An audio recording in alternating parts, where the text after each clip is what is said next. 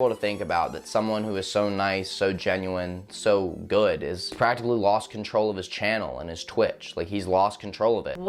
Trying to decipher whether or not it was worth it for my family to be going through this. Make sure to smash that like button and subscribe.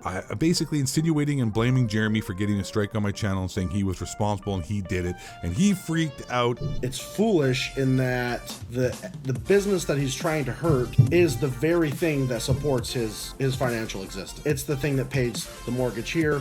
It's the thing that pays for the clothes that he wears in those videos. It paid for those. It pays for a house down in Battle Creek. It pays for everything except for the weed that he smokes.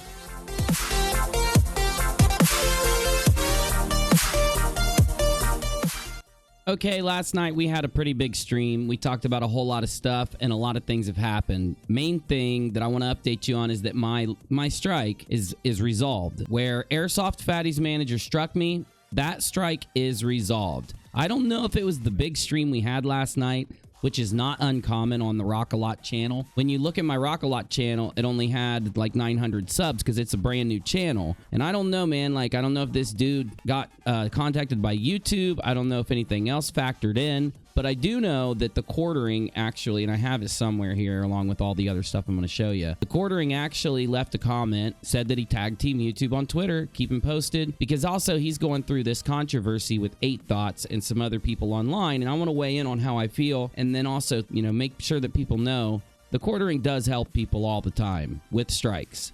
And I don't think that he struck 8 Thoughts. I don't know, man. It's just my opinion now. So, though I do want to say thank you to him. Someone with 700,000 subs typically doesn't take time out of their day to help a channel with 20,000 subscribers. I know I've got a main channel with more, but I don't know if TheQuartering knows that or not. So it was really cool of him to help me out. Also, a lot of other people helped me with this issue. Some of Fatty's friends stepped up to help me. You know who you are. Thank you.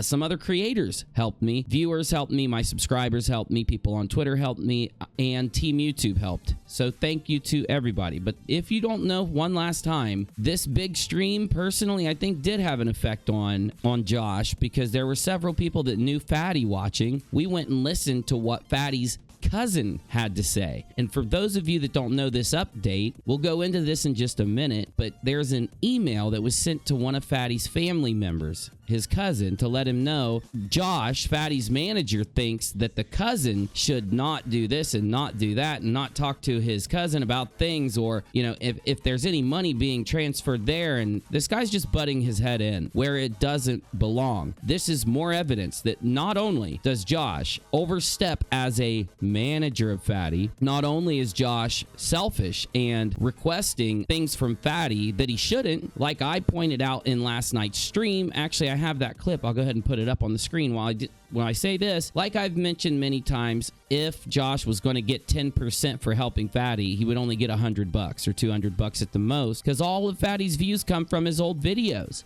His new videos only at the very most might make $500, $600, $700, $800, $1,000 a month. Now it depends on in the analytics, but Fatty, obviously, I don't think he knows how to handle it, and I think he's being manipulated, and this is more evidence to it. Basically telling a family member, the manager's been trying to reach out to the family member because Fatty still has a heating bill in his name, and he wants that heating bill out of Fatty's name, and he needs the cousin to go to him. This is not his business. A YouTube manager doesn't reach out to your family because you have a bill in your name from when you used to live there. And I think if you go and listen to what AIRSOFTFATTY's family has to say, I think you should. I'm not subbed on UNIROCK2, subbed on RockaLot. I'm going to go ahead and subscribe on UNIROCK2 also. Fatty family, threats, blackmail, and extortion. I'll share it right now while I'm recording this so that you can just go to @UNIROCKtv and find it. You will agree with me at the end of that. So there's your update with the Fatty story. And you saw one of Fatty's buddies. I forget his name. I'm sorry, my dude. He's weighing in with the same opinion as everybody else.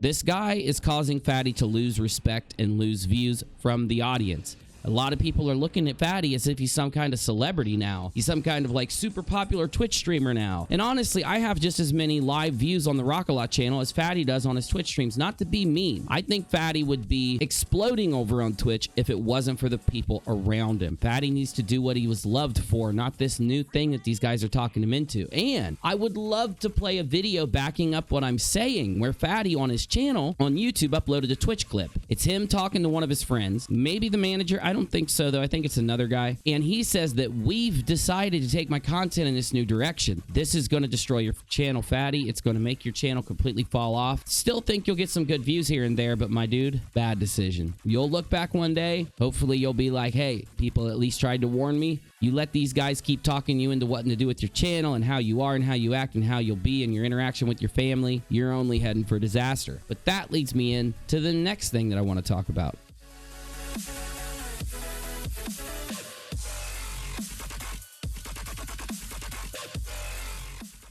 So the issue that's coming up next is 8 Thoughts versus TheQuartering. Of course, TheQuartering helping me with the strike issue getting resolved with AIRSOFTFATTY's manager. And it reminds me of this thing, this situation that happened. That's why I'm bringing it up with Katie Joy. Now, she did a recent video, My Honest Truth About Being Canceled on YouTube. I'm going to break down exactly what happened in like a documentary response type video, okay? Either way, though, I want to thank Katie for still being willing to shout me out, bring me up, and, you know, when she does tell the story, she's not forgetting about me and the role I played in it, which is awesome because a lot of people do that. But it does remind me of this situation because the same advice that I gave Katie is the same advice that I'm going to give TheQuartering for his issue with 8 Thoughts. When TheQuartering going through all this garbage he's going through, all the drama that's out there, 8 Thoughts, you know, criticizing the hell out of him, I would say that I would give you the same advice I gave Katie.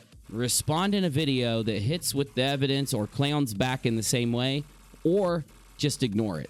And you know I'm right on that one, my dude. It would help immensely, and I hope you take my advice on that. No, I don't think you're going to watch this. I just hope you do. 8 Thoughts is just doing what 8 Thoughts does. He's going to be doing it to somebody else in another month, and a lot of people like it because he is funny, man. Now, not all of his criticism really is fair because, you know, he's making fun of how you look and really clowning on you, but that's what 8 Thoughts does. I'm not going to put him down for that. You could do it back to him the same if you were going to respond in a video. Any of the Twitter beef, any of the Twitter stuff, let it go. It'll help your brand. It'll help you.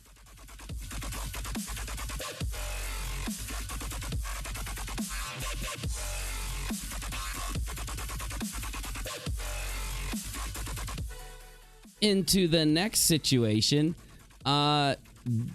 McCrae decided to talk about Onision with Ben Pie from the Drunken Peasants. Ben Pie, it makes you look really bad that you continue to hang out with McCrae. Being that he tried to dox someone and he's recorded doing it, it is proven that he helped fake screenshots, and you don't care about this, but yet you guys criticize all these other people. That's on you. That's your thing. Do your thing, my dude. Why am I bringing this up? Because I was brought up in some type of insane criticism with the like-dislike ratio turned off like always. My boomer dude here said something to the effect of, yeah, like UNIRock covering the Onision situation just to get clicks and views and get clout and blah, blah, blah. When I covered the Onision situation, Shiloh and Chris Hansen only had like 20 or 30,000 views on their video. It started to gain speed after I commentated on it. When I commentated on it, yeah, my video got a lot of views, but it shouldn't have. The only reason it got a lot of views is because I commentated before the trend took off. That's why I'm good at this. That's why you're not. And he went on to make the most boring drivel of commentary around the Onision situation. The reason is that I'm responding is he hypocritically acted like I covered the Onision situation, even though I covered it back when it wasn't trending. Before it trended, he acted like I did it for clout, and that's not what he's doing right here. That is exactly what he's doing. And why did he throw that shade at me? Because he projects. Ironically, the guy that Katie Joy was talking about, you know, is him. He is the guy that fabricated those screenshots. He is the guy that attacked Katie Joy for 9 months, and then when I proved that his stuff was fake, he ran away, turned off his like-dislike ratio, locked all of his social media accounts, and just sits and spits venom from behind his little paywall. You have to pay him on Patreon or membership to be able to see his tweets now. It's all a paywall with this guy, and still there are a few people out there that think it's just not all about the money for him. Well, you're wrong. Either way, though, you busted, my boon. You projected, you're provably. And you can rewind and look at when I weighed in on Onision in the beginning to see if I did it when it was trending or if I did it before the trend, so that you can then know who should be the projector in this situation.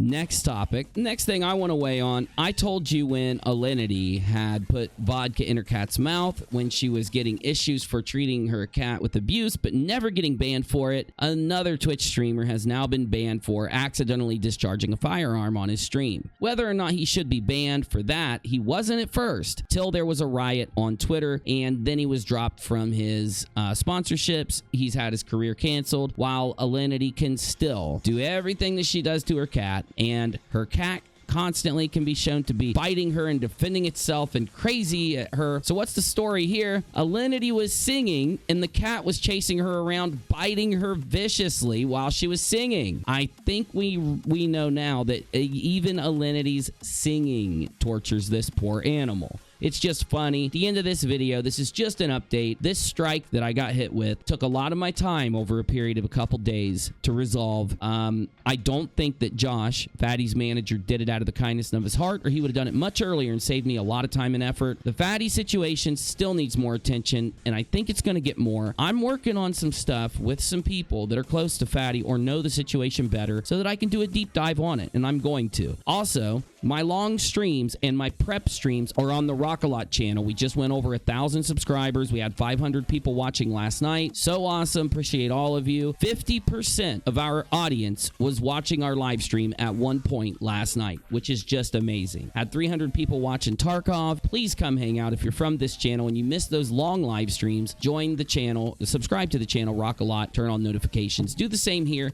Now that I'm uploading, I never really uploaded on this channel. So if you're not getting notifications, that's why. You need to click my uploads and ring the bell on the channel, because YouTube ranks uploads differently than live streams. I've talked about this before, so I'm not going to bring it up again. Just make sure, if you do want to get notified for my uploads, make sure to click that. But don't go anywhere, because even though the long streams, the non-written streams are happening on RockaLot, everything else is still going to be happening here. This upload is me getting back into it, because while I had the strike, it would have been stupid for me to continue uploading. If I would have got another strike, I could have risked my channel. So I gave it a couple days, got the strike taken care of, and here we are back. Thank you guys. I appreciate you. Keep your eye out. I'll be back soon. UNIROCK out.